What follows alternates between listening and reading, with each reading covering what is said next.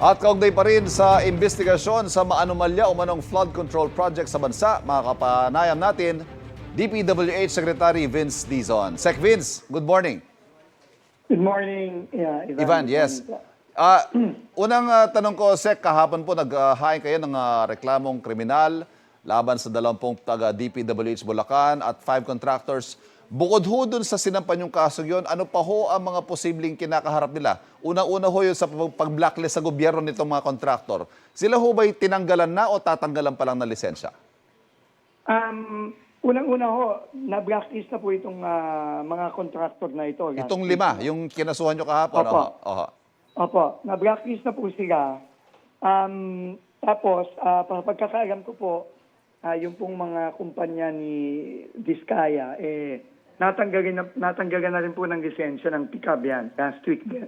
Okay. So, pero hindi pa dyan matatapos, Ivan, no? Unang-una, kailangan maibalik ang pera ng taong bayan. No? So, aparte dito sa mga kasong ito, pinag-aaralan na po natin kung paano po maibabalik itong mga ninakaw nilang pera, no, dito sa mga proyektong ito. At sa mga iba pang proyekto na hahabulin din natin sa mga susunod na linggo. Paano ho kaya yun? Isi-seize natin ang kanilang mga assets? Paano? Pinag-aaralan po natin yan ngayon, no? Pero may mga paraan po yan. Siguro, i-anunsyo na lang namin sa mga susunod na araw, susunod na linggo. Yung mga taga DPWH naman po, anong status nila ngayon sa inyong departamento? Opo, yung pong sila Alcantara, Hernandez, Yes, Jose Hernandez. Mendoza, dismissed na po sila, no, sa DPWH. Okay. Yung mga iba naman po, sinimula na po yung process ng dismissal nila sa DPWH. Okay, so dismissed and then may kinakaharap pa silang kaso. Okay, Opo, malinaw opo. po. Doon naman po sa mga flood control projects sa Bulacan, yun po yung unang nireklamo ninyo, no? Nakita ko ho kayo last week, pumunta kayo ng Mindoro. Ano-ano mga area pa ho ang susunod ninyong titingnan?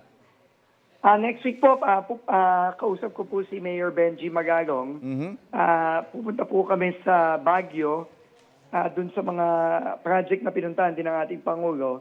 At meron din po siyang report ng mga proyekto na medyo mukhang ganun din ang kinagabasan dito sa La Union. So, pupuntahan po natin yung next week. Pero, iba ang importante rin malaman ng mga kababayan natin. Meron na tayong team na umiikot ngayon, no? Sa buong bansa. Lahat po ng mga report na nakukuha namin, pinapapunta na ho natin sa bagong team na pinapasok natin, no? So, marami na ho, mahigit 100 na po ang nag-report sa atin. So, iniisa-isa na ho natin yan. At hihingi na rin ho tayo ng tulong sa ating Philippine National Police, pati na rin po sa ating armed forces para tulungan nila tayong mag-ikot at sumingit dito sa mga proyektong rini-report sa atin. So, ang dami ho nito. Sec, lumabas ho yung EO kahapon, hindi lang flood control, kundi lahat ng infrastructure projects all over the country and in the last 10 years. Last 10 years paano po ho yan. ba natin gagawin ito? Sec, do we have enough manpower? Do we have enough resources and time? Importantly, time para ho gawin ito. Unang-una po, libo-libo po talaga ang proyekto ng DPWH. No? Kung sa loob lang ng DPWH, hindi natin kakayanin yan. Kaya kailangan talaga unang-una humingi tayo ng tulong sa PNP, sa AFP. Pero ang importante din, humingi na rin ako ng tulong sa ating mga kababayan. No? Na i-report na nila kung may mga nakikita silang mga proyekto na nakikita nilang may problema. Padagan po nila tayo ng mga litrato, padagan po nila tayo ng mga video. So far, Sec, kumusta po suporta matignan din po natin to. Kumusta po suporta ng mga kababayan natin ang pagpasok ng impormasyon sa inyo?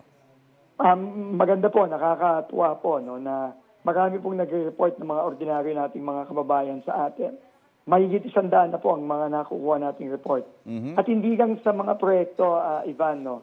Importante din, i-report din po nila sa amin kung meron silang nakikita sa social media o sa kanilang mga community, no, na alam nilang mga DPWH personnel na talagang magagara ang pamumuhay. Yes. No, importante din yan, no, na sila na ho ang tumulong sa atin na mag-lifestyle check dito sa mga ibang mga kawani at opisyal ng DPWH. Sec, yung mga mambabatas naman pong idinadawit sa issue dito sa flood control, ano hong magiging posisyon ng DPWH dito? Alam ko ho, ang ang saklaw lang ninyo ay yung mga kawani ninyo, siyempre. Pero ano ho magiging role ng DPWH sa pagpapanagot sa mga mambabatas na sangkot dito? Opo, alam nyo, sabi ng unang Pangulo, no, paulit-ulit siya. Kahit saan ito umabot, kahit sino ang tamaan, wala tayong sasantuhin. Yun po ang direktiba ng ating Pangulo. Ngayon po na lumabas na itong executive order ng Independent Commission, and hindi ako magtataka kung sa mga susunod na araw, i-anunsyo na ng ating Pangulo sino ang kasama dito. Yes. Ang DPWH po ay makikipag-cooperate po fully sa Independent Commission, no, para talagang malaman po natin at mapanagot ang mga dapat managot. Yes. Sec, 2 weeks na ho since sinimulan nyo ni Secretary Pangandaman yung pag-review sa National Expenditure Program o NEP ng DPWH for 2026. Ano na ho ang status ito? At paano ho ninyo masisigurong natanggal yung mga siningit o yung mga doble-doble projects dyan? Ongoing pa po tayo ngayon. No? Humingi tayo ng konting extension ng ating deadline ng 2 araw. Sa Lunes po, magsusumiti na tayo. Pero tingin ko po, kahit na limited yung oras, pipilitin po natin sa tulong ni Secretary Mina. Tingin ko magagawa natin yung trabaho natin by Monday. Pero ano talaga, kasi napakadami nito, napakahaba.